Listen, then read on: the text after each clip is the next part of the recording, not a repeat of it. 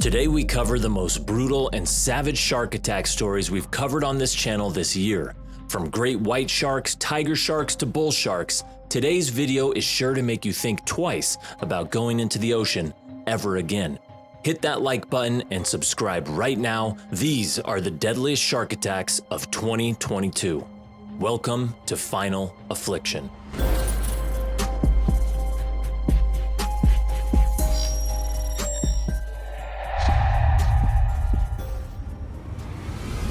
On the 16th of February 2022, 35-year-old Simon Nellist, along with his fiancée Jessie Ho, had gone out to the Little Bay Beach in Sydney, Australia. As a veteran of the British military and twice having served in Afghanistan, Simon wanted to enter the Malabar Magic Ocean Swim event held annually in South Sydney. A few weeks prior to the swim, he decided it was a good time to practice in the calm and safe waters of Little Bay. The greater ocean along the beach was prone to sharks, but over the years, effective management, alarm systems, tracking, and deep netting in the water had made sure no fatal shark attacks happened at the beach for over 6 decades. The area had been declared safe for swimmers and surfers by the New South Wales administration, and for many at this bustling and lively beach, sharks were often the last thing on their mind. Great white sharks over 15 feet or 4.5 meters in length were not an anomaly in the greater stretches of the open water. The species is regarded as the most dangerous animal of the sea for humans, with hundreds of recorded shark fatalities in history and some of the most horrifying stories of brutal deaths enough to send chills down anyone's spine. Great whites have been known to prefer eating larger animals as they grow. With serrated teeth over 6 inches in length, it can maul to pieces any human that dares venture close. On that fateful day at 4:30 p.m., Simon set out to take advantage of the daylight before evening set in, to train for the charity swimming event to be held in a few weeks. There were several fishermen, surfers, and swimmers on the beach as he swam further off the shore over 150 meters into the sea. The calm ambience of the scene suddenly turned into a rush of splashing water and screams of agony. An enormous great white shark swam up from the bottom underneath Simon and bit into his torso, burying its sharp teeth right into him. The shark exploded out of the water out of nowhere, rising several feet above before splashing back in with Simon firmly in its grip. Onlookers were horrified at the sight as they realized what had just happened. One eyewitness described the shark's plunge back into the water as resembling a car hitting the ocean from high above. The shark just hit him like that and came back down and just started eating him. That was it. The shark came out the water, grabbed someone from their side, was thrashing around and pools of blood in the water. It's horrible. Most of the video too horrific to show. Big great white, that's a great white. Oh man, oh no. Oh no, someone just got eaten by a shark. At just a few meters, Simon was not very far from the shore, and his agonizing death was witnessed up close by dozens of terrified and helpless beachgoers. In his final moments, Simon tried frantically to hit the shark or wriggle out of its grip, but to no avail. Simon's fate has now been sealed, and the great white shark took one last plunge deep into the ocean. 34-year-old Simon, a veteran and a fiancé, was never seen again. Great white sharks have been known to hunt seals and sea lions, but this was the first attack against a human victim that this beach had witnessed in 60 years. As one of the deadliest shark species to exist, they are known to launch surprise attacks on their prey and shoot up from underneath their victims, biting and gripping them in their jaws. Only a few body parts could be salvaged from the site to return what remained of Simon to his friends and partner. Immediately after the horrifying attack, lifeguards called everyone back from the water and sealed off the beach. Rescuers set off on jet skis and helicopters to try and find the shark, but it could not be located or identified. Experts could not decipher why the tragedy happened despite heavy guarding of the area from sharks. Though great whites were known to be highly dangerous, humans were not their usual prey. They fed on larger animals like the seal, rays, and even other smaller sharks. It was later discovered that Simon had put on a wetsuit before going for the swim. It wasn't common for swimmers in these calm waters to don these tight gray suits at the beach. The cause of the attack against Simon was ruled as a probable misidentification on the part of the shark. The dark gray swimsuit made Simon's body look similar to that of a seal, which was one of the shark's primary prey. Great white sharks have a powerful sense of smell, and it was likely that it smelled Simon before it could see it. As the shark torpedoed toward him from beneath the water, it was too late to abort the attack, and Simon soon found himself bitten in half and pulled under. Simon's entire family was devastated at the news of his brutal demise, and his fiancée Jessie's entire world came crashing down just a few weeks before their wedding. In honor of Simon Nellist, the Malabar Magic Ocean Swim got canceled. The participants visited the beach to pay their respects and gather in a moment of silence.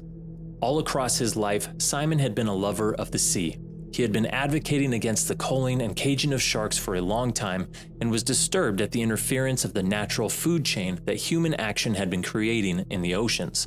Unfortunately, his life came to an end inside the jaws of the same animal he had long fought for conserving. The news of the shark attack spread like wildfire across the world and reignited fears of shark attacks in Australia. Good evening. We begin our broadcast with breaking news. There's been a suspected fatal shark attack at Little Bay near Malabar. Sydney's first fatal shark attack in 60 years. Beaches along Sydney's southeast coast are closed. Simon was remembered by his friends and colleagues as a man of integrity and charisma. He loved the vastness of the ocean and wanted to do everything he could to save it from the negative consequences of human action. As a diving instructor himself, he was aware of the impact of shark nets and drum lines that had been disturbing the natural balance of marine life in that region. He campaigned for the protection and conservation of the sea and all animals that live in it. Simon was also remembered as an empathetic human being.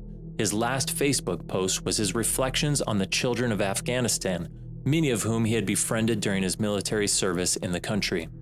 The incident, which happened in early 2022, is still fresh in collective memory and is an addition to a long list of gruesome shark attacks that serve as a grim reminder of how quickly humans can go from being predator to being prey.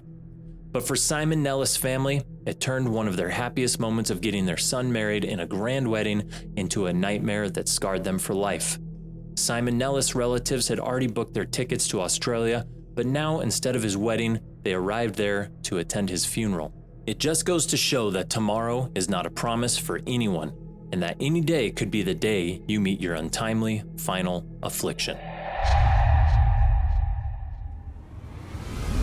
It was September 1st, 2001.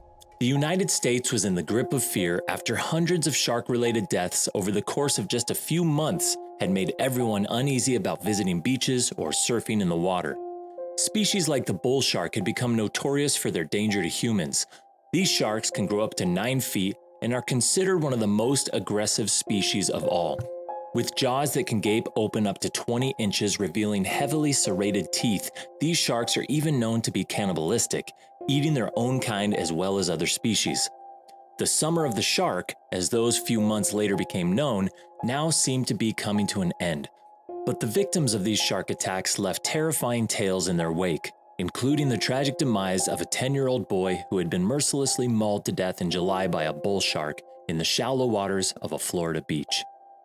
For 10-year-old David Peltier and his 2 brothers, Robert and Josh, summer vacations were ending and the next school term was about to start in just a few days. The 3 young boys missed the long and warm summer days and wanted to visit the beach one last time before the fall set in. The boys' father, Richard Peltier, decided that the Sandbridge Beach, about 5 miles south of Virginia Beach, was the perfect place to spend a relaxing Saturday afternoon. It was a popular vacation spot with shallow waters and warm sand, and they had generally enjoyed their time at the beach earlier that year. The boys loved the beach, and the shallow water meant that it was safe to tread a few feet closer to the shore and feel the wet sand beneath their feet. The ocean seemed calm and clear, and young David would often stop to admire the small dogfish that would swim up close to the shore. After relaxing and some light surfing, a few hours had passed. Richard had surfed enough and decided to remove the tether to his longboard and attach it to David's surfboard. At this point, they had gone more than 50 yards into the water, but it was still just 4 feet deep. Richard's other 2 sons were just 10 feet away, and the sea looked calm with the occasional light waves. It was a safe environment to teach the young boys how to surf and balance in the water by themselves. Or so he thought. Richard sent off his son David just a few feet further into the water, and that's when he felt some commotion beneath the water. He looked down and he saw what sent shivers of terror down his spine. In the flowing water below, he could make out the figure of a shark about 8 feet long. Then, as it swam closer to the surface, he saw the dreaded fin. The horrifying sight, combined with the fact that his children were still several feet away from his reach, was enough to turn the warm summer afternoon into a living nightmare. Immediately, he screamed at the top of his lungs for his boys to get back on their surfboards and frantically made his way to 10-year-old David to try and drag him back to safety. But then, as he held David's arm, he felt a strong tug from the other side. The boy let out a scream in agony as the shark bit into his thigh, trying to pull him deep into the water to be devoured. Richard realized he was now locked in a cynical tug-of-war against a sea monster, and between them was his own son. The shark refused to let go and began shaking its head left and right to try and chew off a bite of the little boy. Richard, his wet grip slipping off of his son's arm, did everything he could to save his son, even at the cost of his own life. He put his right hand between the shark's jaws and tried to loosen its grip. The animal then bit down with greater force and managed to tear off the child's entire leg. Richard hit the shark as hard as he could on its head and even punched its eyes to try and throw it off. Momentarily pacified, the shark swam back to the ocean with David's limb.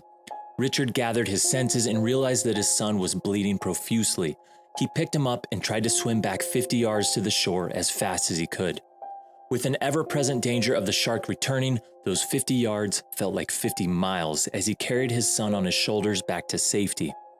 The beachgoers had realized that something had gone terribly wrong, and the rescuers had reached the scene by the time they made it back to sand. Richard finally made it to solid ground and spotted his other two sons crying and screaming for their brother, who was unconscious and losing blood fast. Every passing second now was heavy on little David's life. He was slipping away, held in his father's hands. Richard, crying and pleading for help, tried to revive his son. The shark, with its gaping 17-inch jaw opening, had torn into one of the biggest arteries in his thigh, and no lifeguards at the scene were able to stop the rapid bleeding. An ambulance had arrived at the scene by this time, and Richard hurried him in to save his life. The father had now realized the gravity of the event, and for the first time thought that he might actually be witnessing the death of his beloved son before his very eyes. David was rushed into one hospital after another. The bleeding had been controlled, but the amount that he had already lost put him in dire straits. The following was a long night for Richard. He sat beside his son at the hospital bed at the Children's Hospital of King's Daughters, pleading to God to save his son's life. At 4 a.m. the next morning, David's life finally slipped away, and he died from the massive amount of blood lost from his missing leg. The tragic incident sent shockwaves throughout America and revived fears about shark attacks. The beach was closed briefly the next day, but reopened after helicopter surveillance declared the area free of sharks. But nothing could bring back the life of 10-year-old David, who in his last moments awake witnessed the pure terror of being torn to pieces by an aquatic beast. Professionals thought that the shark was a sandbar species native to the Atlantic Ocean, but a report a month later claimed that it was a bull shark, identified by its fin and its proclivity to swim in shallower waters. The species is known to be highly aggressive and for tearing away the flesh from its prey with violent movements of the head.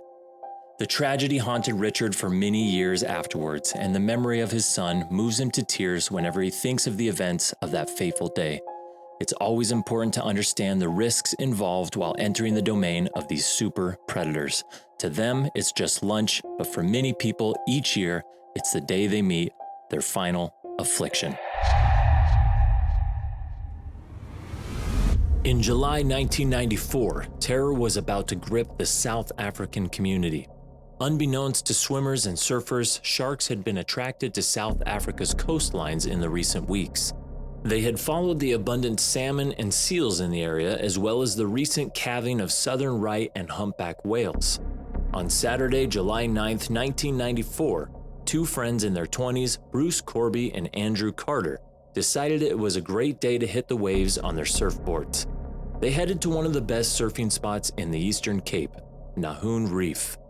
Home to some international surf competitions, Nahoon offers great waves for more competent surfers. As the two friends took their boards off the roof of their car, they looked out to sea. From the clear blue sky, the winter's sun was glistening on the water's surface. The air temperature was about 24 degrees Celsius. The waves were nearing 2 meters high with a gentle breeze in the air. They were lovely surfing conditions, and a few surfers were already riding the waves. Bruce and Andrew strapped their leashes to their ankles and paddled out about 200 meters from the shore. Just beyond the breakers, the water was 8 to 12 foot deep over a submerged reef. They were enjoying their time together, feeling the thrill as they caught wave after wave. Andrew was a champion surfer, winning both South African and European titles. After the two had been surfing for about half an hour, Andrew suddenly felt a massive bang from behind him. Before turning his head to look, Andrew knew it was a shark.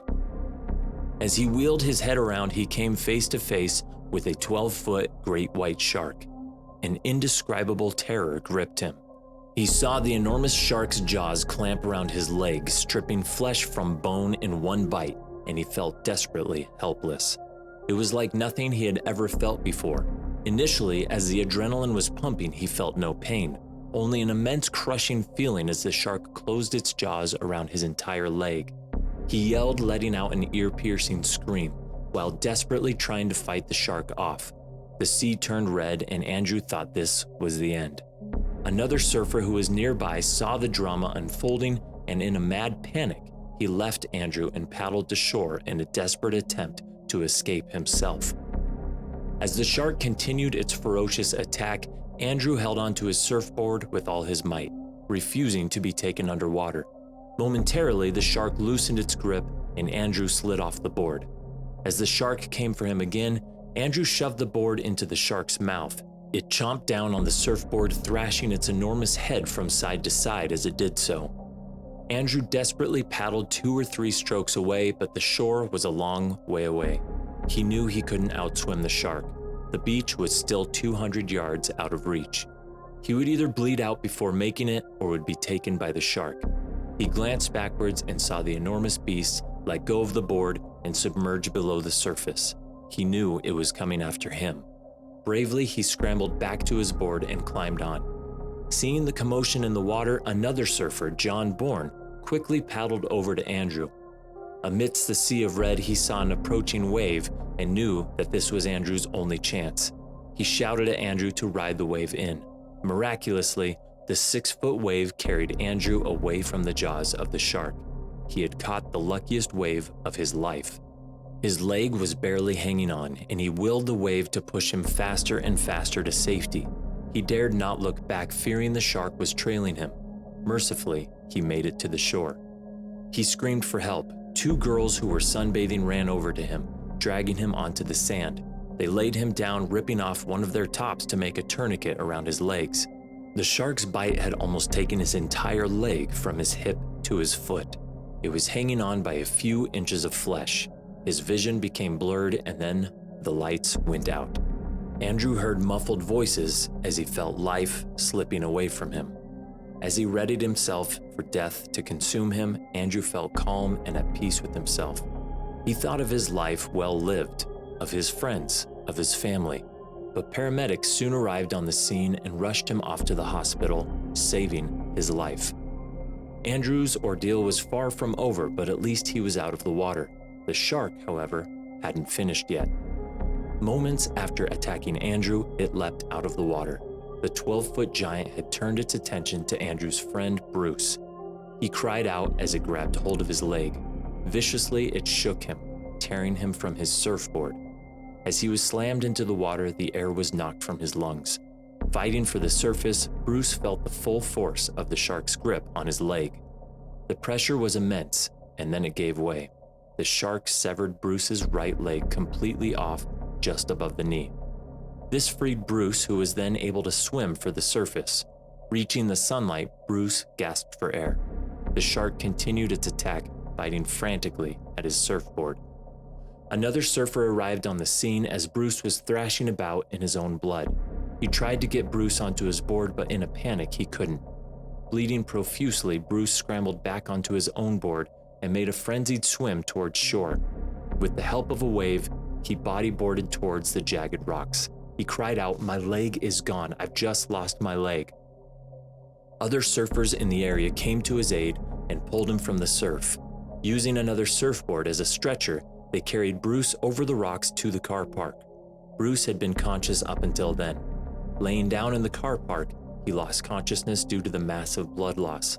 Within 2 minutes of making it to shore, Bruce had stopped breathing. Paramedics on the scene managed to revive him and stabilize him before taking him to the nearby hospital. Tragically, Bruce never regained consciousness and died the next day at just 22 years old. Shortly after the attack, Andrew moved to the UK for several months' respite.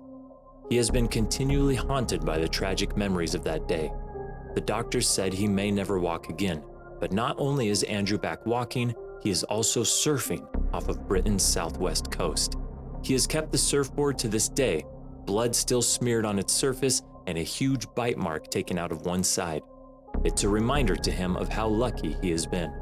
A reminder that no matter how excellent we may be at surfing or swimming, when it comes to sharks, we can still be considered prey. There have been a number of reports involving multiple shark attacks within minutes of each other. It seems this shark was angry at its unsuccessful attack on Andrew, and so its attack on Bruce had been more brutal and more persistent. People talk of mistaken identity when it comes to shark attacks, and it's often reported that sharks will swim away after the initial bite on a human since it isn't their usual prey. But this time, it was different. This time the shark came back for more, bringing Bruce Corby to his unfortunate final affliction. The following story not only showcases the power of human resilience and perseverance in the face of unfathomable tragedy, but also highlights the highly unpredictable nature of sharks and how far we are yet to come before we begin to understand their complex and mysterious behavior. On October 14, 1972, 3 men by the names of Brett Gilliam, Rod Temple, and Robbie McKelvin were on a scientific expedition to recover samples for a research project being conducted at Cane Bay on the island of St. Croix's North Shore. Gilliam described the area as having some of the best wall diving locations in the Eastern Caribbean. Even the drop-off was fairly easy, requiring no long boat trip.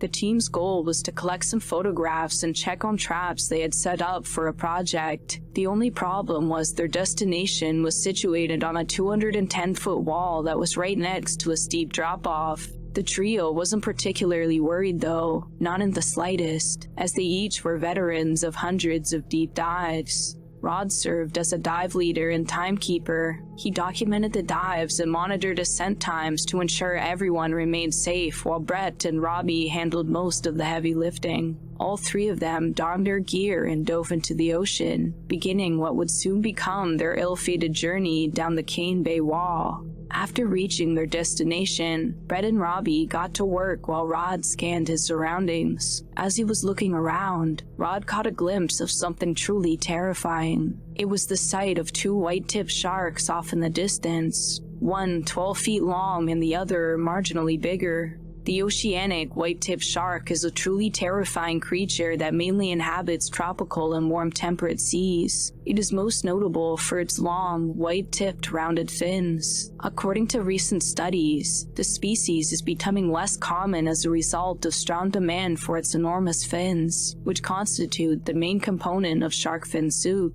It favors eating gastropods, crabs, birds, stingrays, sea turtles, and threadfin. However, this hunter will pretty much eat anything, humans included. Those slow-moving, oceanic white-tipped sharks are without question highly dangerous to humans. They are especially known to frequently attack survivors of ships and plane wrecks at sea, and are suspected to be responsible for several unrecorded human fatalities. To give you an idea of how vicious it is, the white-tip was the major species involved in what many people consider to be one of the worst mass shark attacks ever documented, ripping and mauling many of the USS Indianapolis's surviving crew after it was blown up back in 1945. It's estimated that the white-tip sharks are responsible for up to 150 deaths in that single incident alone.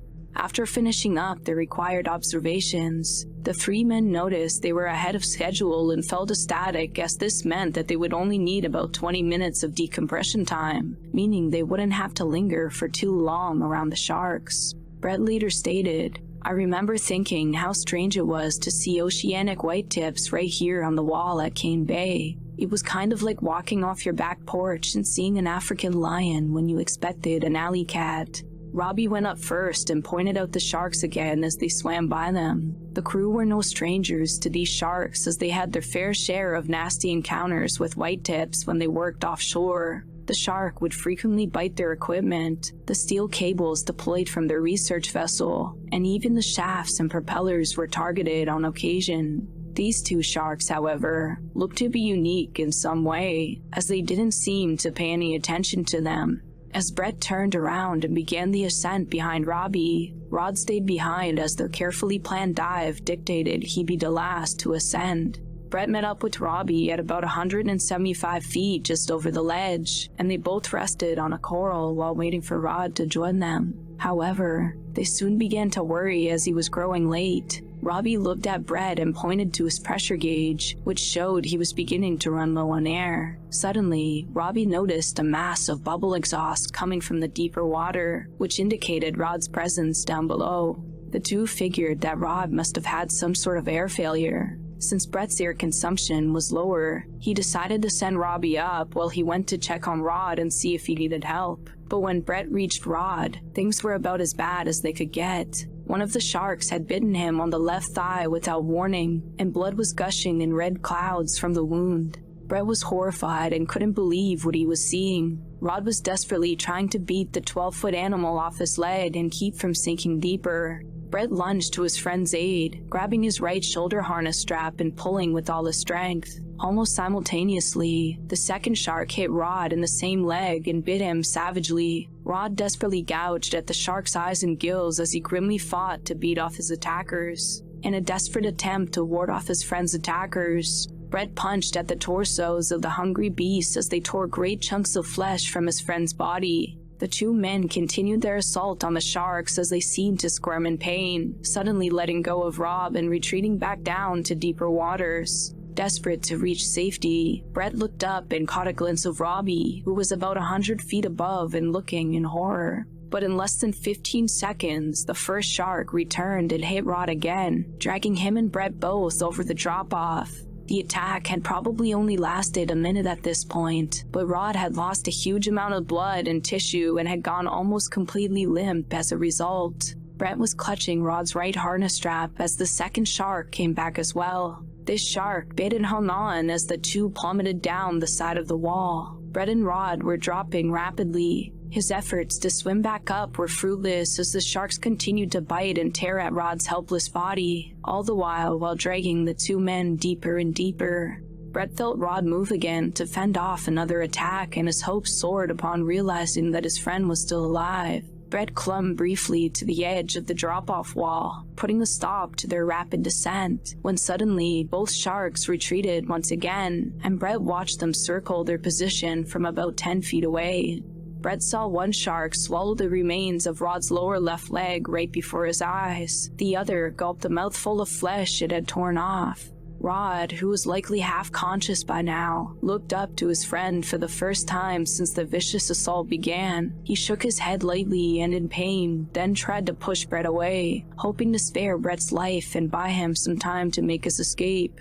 Brett grabbed for Rod's waist harness as he felt his hands sink into his friend's now mutilated torso. Sadly, there was no harness left to reach for. Rod had been disemboweled. Brett took off for the surface with Rod clutched to his chest. Immediately, the sharks were on them again. Rod screamed for the last time as the second shark seized him by the midsection and shook him. The blue water turned turbid with bits of human tissues and blood. Brett was powerless as poor Rod was torn away from him. He watched in utter disbelief as Rod's lifeless body drifted into the abyss with the sharks fighting over him. The attack had started around 200 feet, and Brett's depth gauge was pegged at 325 feet, but he knew he was far deeper than that. Brett also almost completely depleted his oxygen supply.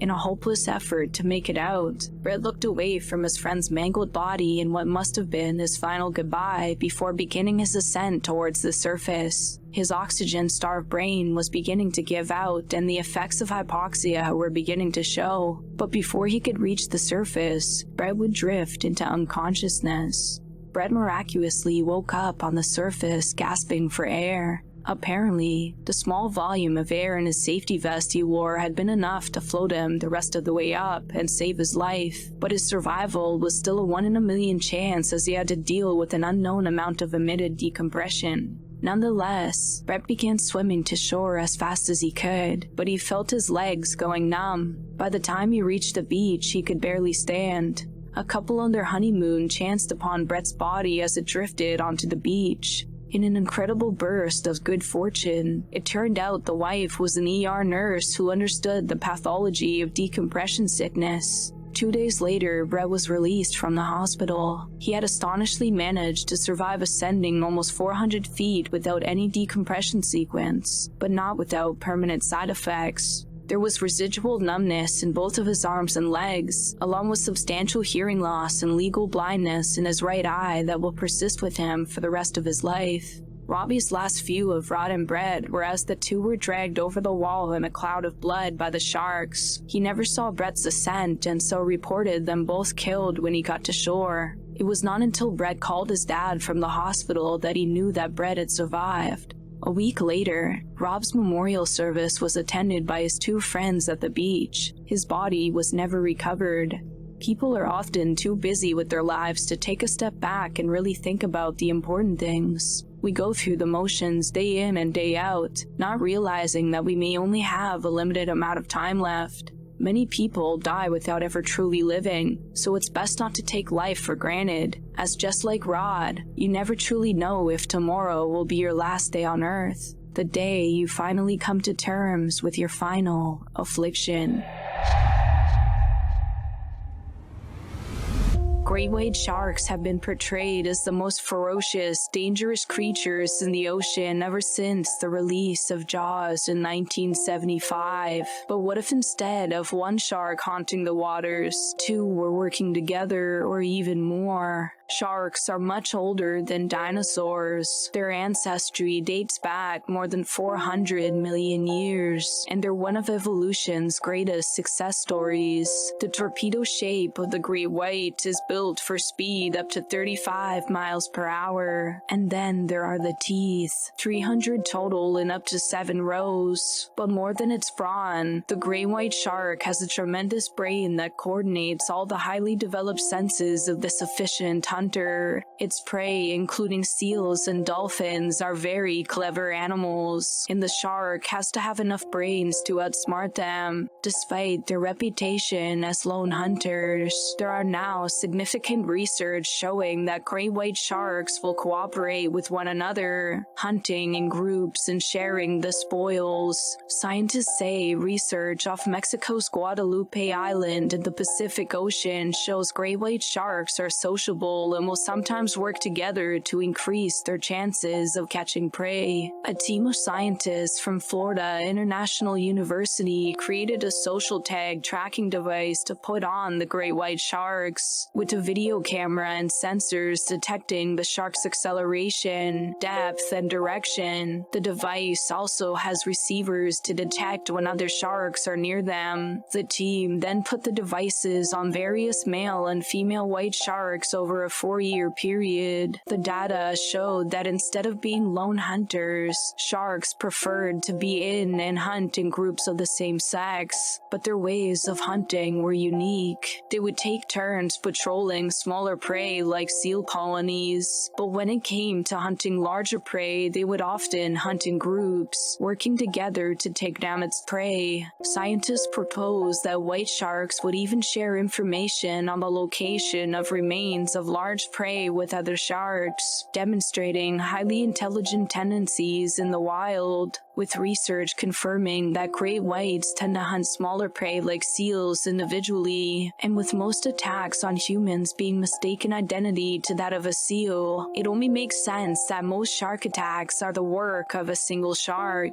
But despite the overwhelming majority of great white shark attacks on humans being the work of a lone attacker, the brutal attack in today's story is an example of a group of 8 great white sharks working together to hunt and kill 3 young boys. 16-year-old Raymond Perez and his 2 best friends, Manuel Garcia and Carlos Diaz from Rio Haina, Dominican Republic, did everything together. They'd grown up together since babies, and the group of 3 were inseparable. On August 12, 1963, the 3 boys were enjoying the last bit of their summer vacation swimming off the breakwater in the port of Rio Haina. Breakwaters are designed primarily to protect ports from the rough seas. Commonly made out of rocks, they often entice swimmers to walk along them or swim next to them, unbeknownst to them how dangerous this can be. Climbing on breakwaters often results in falling due to how slippery they become with the constant waves splashing over them. People who climb the breakwaters also often cut their feet on mussels and other sea life that form on the rocks submerged in the water. The sea around the breakwater often forms riptides and strong currents that could drown unsuspecting swimmers. Or in the case of Raymond and his 2 friends, swimmers can be slammed up against the rocks of the breakwater, resulting in serious injury or worse. It was unusually hot on this fateful day the boys arrived at Port Rio Haina. The thought of sitting on the breakwater and dipping their feet in the water was just too tempting for the boys to ignore, and so within a few minutes they found themselves climbing on the slippery rock wall of the breakwater. They'd been to this exact location several times before and witnessed massive waves smashing against the rocks here. But on this beautiful day, the water was calm, and so they decided to jump in beside the wall. They took turns jumping off the breakwater into the sea, diving to the bottom and having fun while cooling off in the water. When seemingly out of nowhere, dark clouds rolled in over the boys and the water started to become choppy and rough. Within a minute, fierce waves started to throw the boys against the wall of the breakwater before sweeping them back into the ocean, only to be thrown against the rocks again by the ever-increasing force of the water. As the boys were propelled onto the rocks, Carlos managed to grab onto the wall and escape, while Raymond and Manuel were yet again swept back into the sea by the currents. Carlos stood on the rocks waiting for the waves to force his friends onto the wall again, where he could grab hold of them and help them to safety. But as the water slammed down onto the rocks, it swept Carlos off his feet and into the water once again. His arm had a strange burning sensation, and upon checking it, he noticed his arm was severely cut open and bleeding from falling on the rocks. Manuel had also severely cut his upper right thigh upon being thrown onto the rocks by the waves, making it hard for him to swim and stay afloat in the rough waters. Miraculously, Raymond was able to latch on to the rocks on the wall and pull himself out of the water to safety, but the currents swept his 2 friends hundreds of feet into the sea away from the shore. All Raymond could do was hang onto the rocks for dear life as the waves crashed down on him, watching as his 2 friends struggled to swim back to shore. They both had been injured and were bleeding from wounds received when they were thrown by the sea against the breakwater. As they tried to swim back to shore, their movements were not smooth and continuous, and they became very desperate and fearful they might drown before making it back to shore. But little did they know drowning was the least of their worries.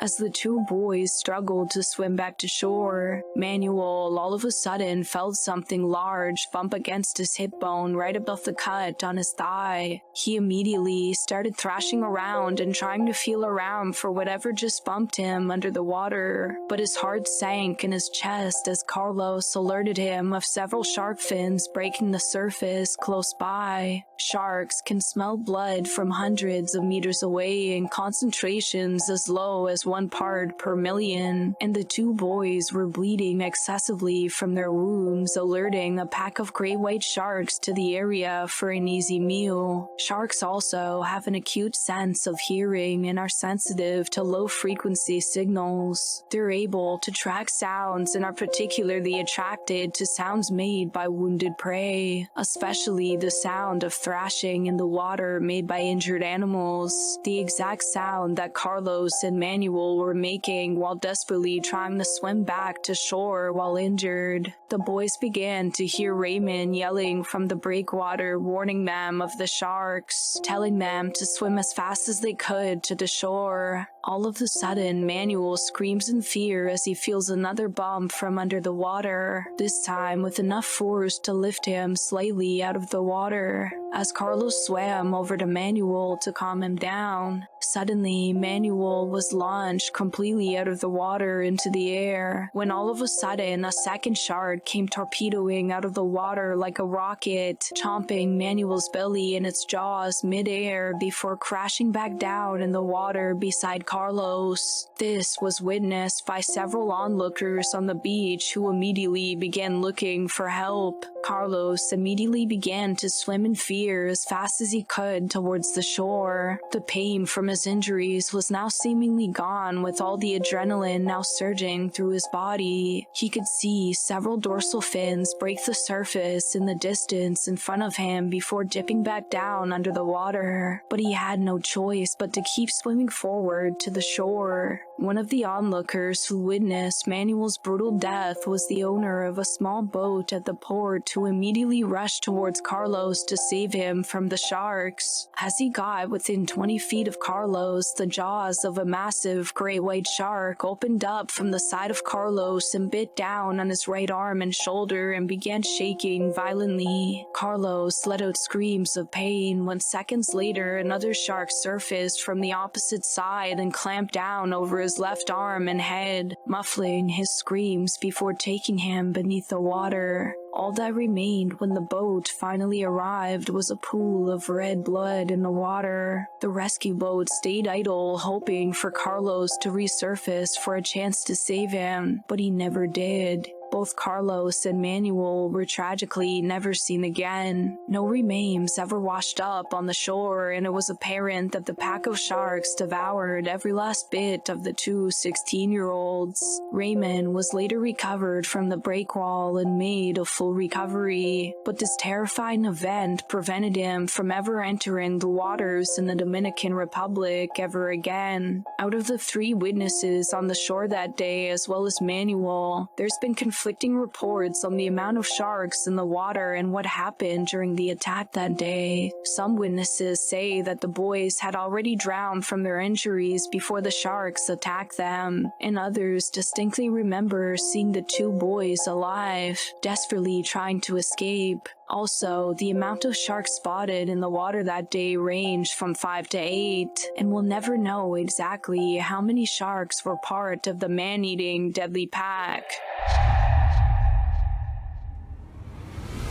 Great whites are truly terrifying creatures and are considered by many to be the undisputed apex predators of the open waters. Naturally, they're regarded as some of the best hunters in the animal kingdom, thanks in large to their ability to detect blood up to 5 kilometers away. Their torpedo-shaped body also give them the speed and power they need to swim up to 57 kilometers an hour, which they use to quickly ambush and take down unsuspecting prey with surprising force. Adult great white sharks have a lifespan of 30 years, a maximum length of around 20 feet, and can weigh up to 6,600 pounds on average. The largest recorded great white is thought to be 7 meters or 23 feet long and weighing 2.5 tons. Great whites also sport razor-sharp teeth that can grow more than 6.5 inches long. They are known to be opportunistic predators, which means they take advantage of whatever opportunity for food comes their way. Their diet consists of anything from the ocean's surface all the way down to the sea floor, and as a great white grows in size, so does the range and type of prey they go after. Smaller great whites will typically eat fish, rays, and crustaceans, but when they get larger, their diet also starts to include creatures like seals, sea lions, dolphins, seabirds, and sometimes humans.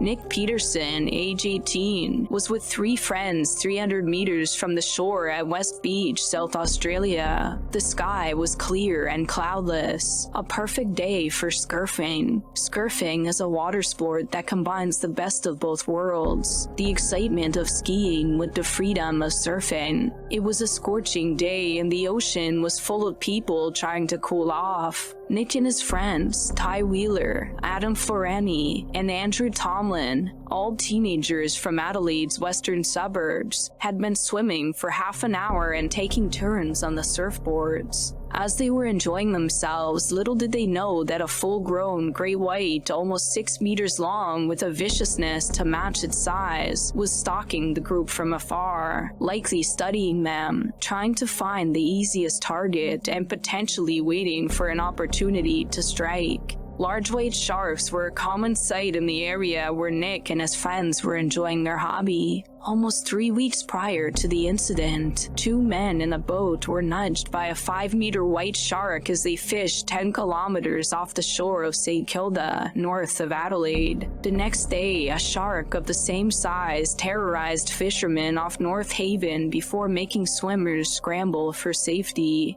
In addition, on December 2nd, a shark was seen far out in Gulf St. Vincent. Gary Biddle from the Grange Surf Life Savings Club said he saw a white shark swim under his boat while offshore at Grange the previous weekend. In the hours leading up to this tragedy, Lenka Merzlkova, a tourist from the Czech Republic, unknowingly witnessed something truly terrifying. It was the sight of an enormous black dorsal fin 30 meters away from the shore. She caught a glimpse of it while looking out at sea. At first glance, she thought it might be a dolphin and decided to do little more than take a picture. As one of his friends was getting back onto their boat, Nick gleefully jumped into the water. That was when disaster struck. As soon as Nick's body touched the water, he was caught off guard by a gaping mouth lined with razor-sharp teeth, lunging at him with unfathomable force after emerging from underneath the waters. The array of sharp teeth sank deep beneath Nick's flesh, grabbing him by the left shoulder and viciously shaking him around in an attempt to tear off large chunks of his body. Nick was writhing in pain, and his friends made the hopeless effort of trying to rescue him by hitting the shark with their paddles, but it was too late. The vicious shark would circle around and then submerge with Nick still in its jaws numerous times before submerging one final time. Nick was gone for a second at this point, but before his friend could even process what had just happened, Nick resurfaced, and as soon as his friends shifted their gaze towards him, they were all mortified beyond words by what they saw.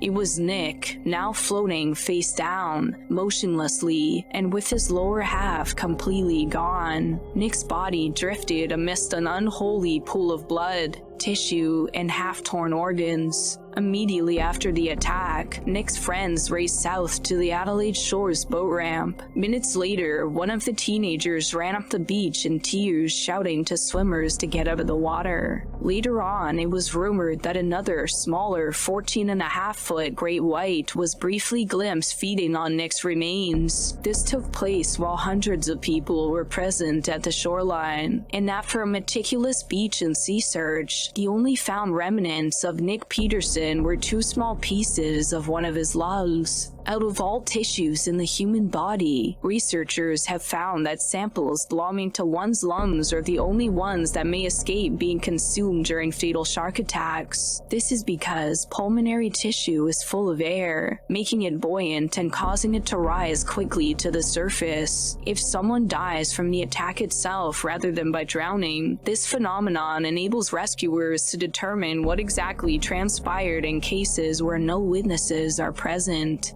One of Nick's friends, Ty Wheeler, remembers that fateful day perfectly. "I was watching Andrew in the water while Nick was diving and we saw dolphins," he said. "We turned the boat around and it was just so magical, so we decided to drive closer to them." It's theorized that one of the so-called dolphins they saw was in fact Nick's would-be assailant. In what must have been a difficult and traumatizing retelling of the horrible events which had transpired, Ty recalls that the shark struck so quickly that the teens barely had time to react. Nick's body was literally torn in half within seconds, and then a second smaller shark moved in to feed on the remains. Over time, the water near the beach became red with blood and filled with unrecognizable body parts, some of which even washed ashore in what must have been quite a disturbing sight for anyone present. The only thing that was found during the later search were some pieces of Nick's lung.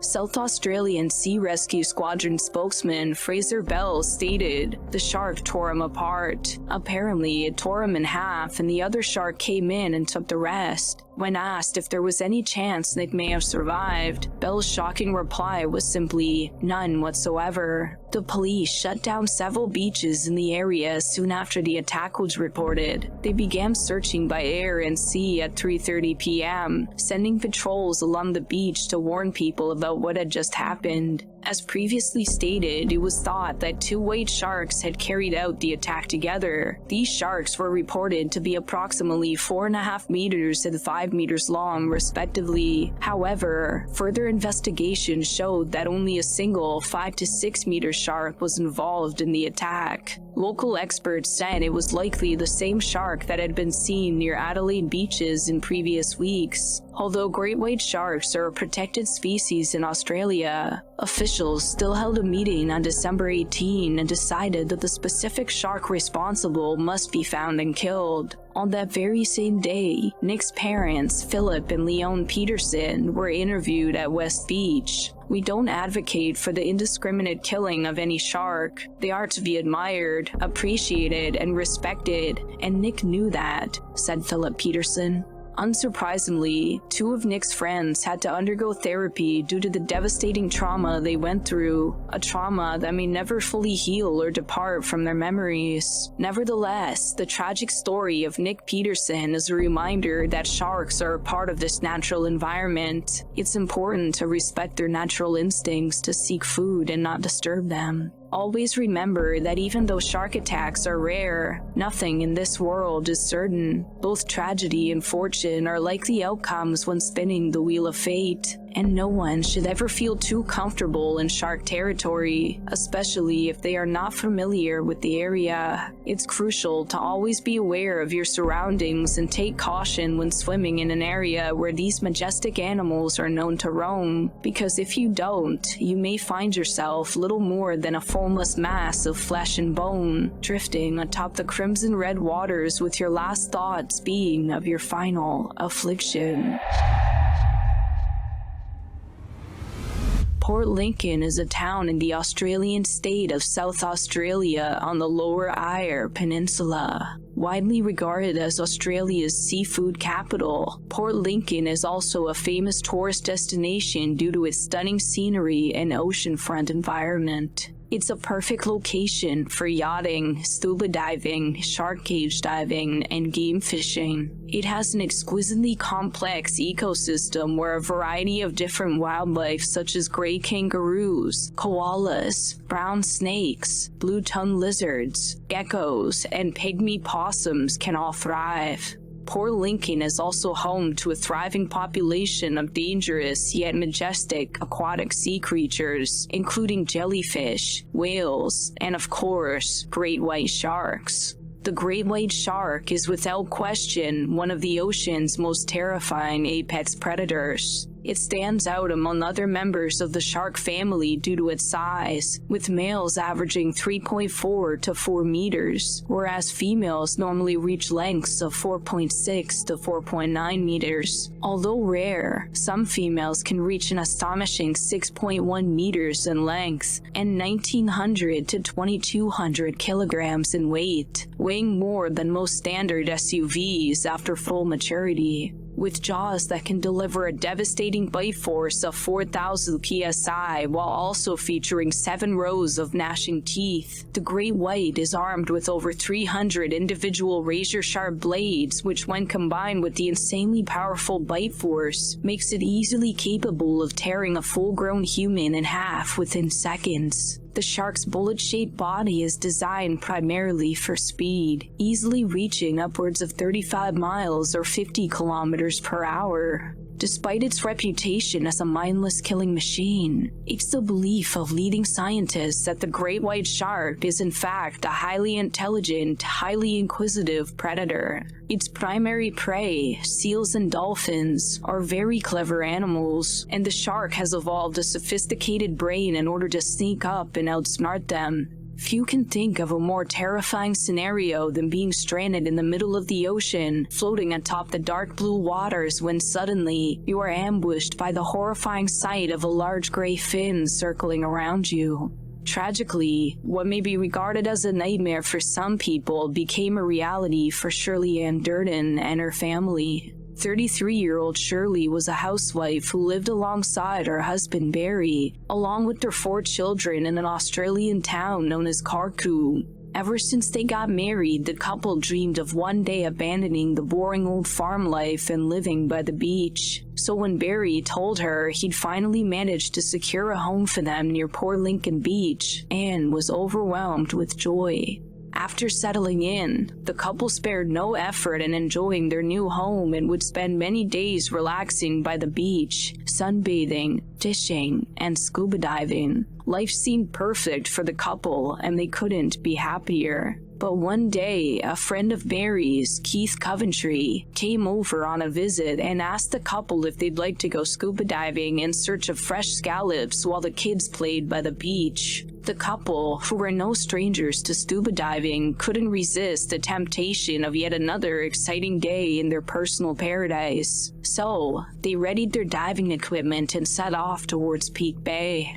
On March 3rd, 1985, the trio reached their destination and began putting on their diving gear, informing the kids they'd be gone for a while. Not wanting to waste any time, the 3 adults went into the 7-foot deep waters and began scouring for scallops. As they were busy looking for the delicious delicacy, a dark figure was watching from the shadowy waters. A gigantic, bloodthirsty great white shark, estimated to be about 20 feet in length. Full-grown gray whites rarely, if ever, venture close to shallow waters, so the trio didn't feel the need to watch their backs or be attentive, as they knew the odds of a shark encounter is astronomically low. And even if they did encounter a shark attacks are not only extremely rare, with about 400 of them occurring each year worldwide, but only a fraction of them actually end in a fatality. Furthermore, most recorded bite incidents occur in low-visibility waters or in other settings that impair the shark's senses, as the species more often than not appears to dislike the taste of humans. According to studies, they can detect whether or not an object is worth preying upon in one bite. Humans are, for the most part, too bony for the shark's liking. Great whites tend to favor seals because they are plump and high in protein.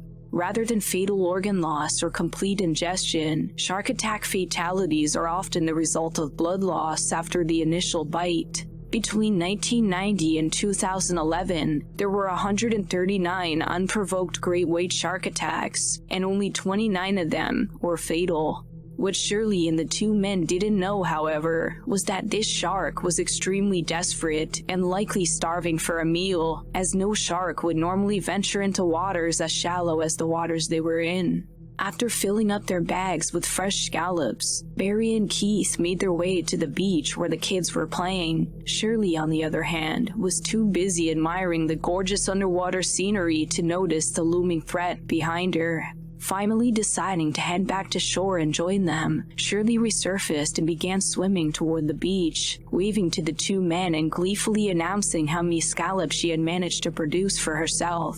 As the 2 men waved back, Barry noticed something in the distance, a large gray fin growing bigger and bigger as it seemed to be dashing in Shirley's direction. Barry, who had finally realized what was about to happen, tried to warn Shirley of the danger behind her, although just before he could open his mouth, the gut-wrenching sight of the shark's gaping mouth, lined with serrated, razor-sharp teeth, emerged from under Shirley, flinging her helpless body several feet in the air while clamping down on her entire lower body with its powerful jaws. As Shirley's body slammed back down into the water, Shirley's blood-curdling screams were heard as the beast tore her apart by viciously shaking its head. Shirley continued to struggle for several seconds before the beast dragged her down into the depths below, and then there was silence. A brief period of agonizing silence that would soon be followed by Shirley's body, now missing its lower half, resurfacing face down as the water turned crimson red as Barry shouted his wife's name.